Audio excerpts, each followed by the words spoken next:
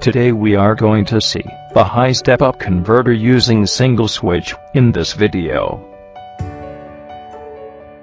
This is 12-volt step-up transformer. Is used to power the controller circuit and driver circuit.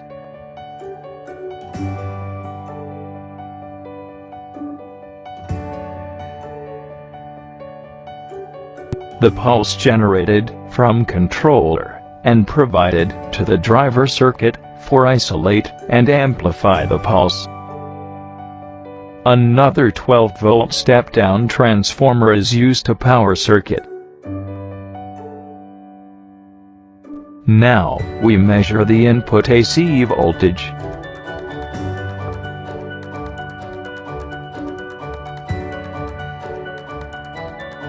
Now, we measure the output voltage. Now, we got this input AC voltage is convert to DC with high voltage at the output.